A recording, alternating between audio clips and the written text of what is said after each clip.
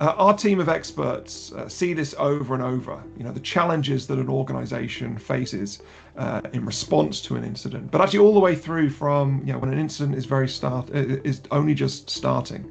One of those is people and culture.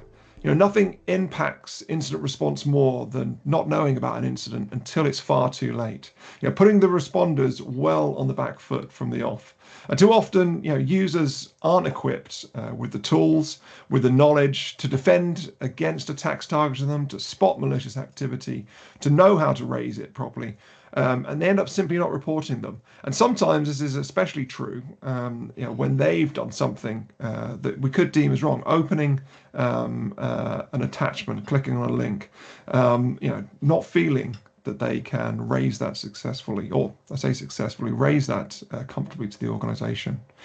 Visibility is another problem and a challenge that organizations face, and incident responders that are assisting that organization face. A lack of visibility into the threat, into its activity, severely hampers the response. The response teams then are effectively flying blind. So not having that view of all of that activity, access to the data, access to the systems, at that point and before the point, as far back as possible, because it's important that we need to understand the root cause analysis. What is the earliest point of that incident? When we're looking at how we're responding, we need to be able to move back through our backups, but you've got to ask that question.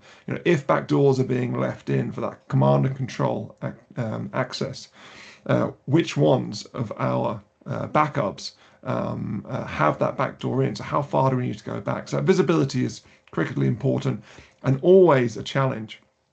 Even from the example of what do we do in the immediate aftermath of identifying potentially that a system is compromised. Too often our incident response teams find that actually the action that was taken, which was the immediate reaction, was to shut the machine down. Now, obviously, yes, that contains that system, but it also eradicates the in-life or the live memory within that system, which means that the forensics activity is extremely hampered at that point. We also see a lack of incident response processes being a challenge.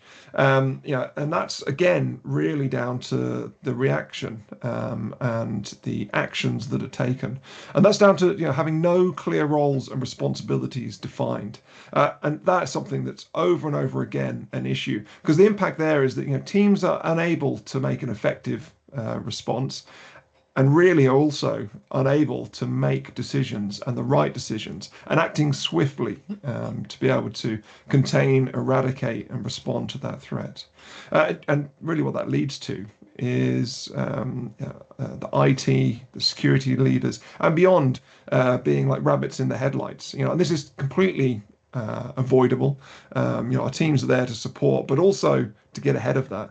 And it's not just technical teams that we find this as a challenge in. It needs to extend out into crisis management, the full crisis management. This has to involve senior leaders right up to the exec team. I mean, this is a crisis after all. Any incident, major incident that is going to have this impact is a crisis that needs everybody involved and playing their roles. And again, too often senior teams are underprepared to deal with this issue, whether it's how do we communicate externally, what are we legally obliged to do, and also making those tough decisions. If we reflect back on the co-op incident activity, making that decision to completely take themselves offline, that's going to be a very senior decision, and being armed with the right information to make that decision and understanding some of those impacts is obviously critically important.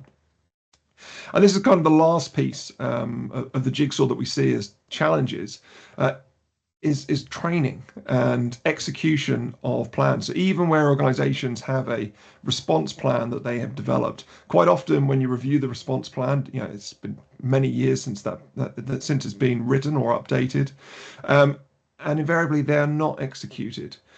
So people don't understand, or they've not played through a real life scenario in their environment. Think about what they should do, exactly what their roles and responsibilities are, the actions they need to take.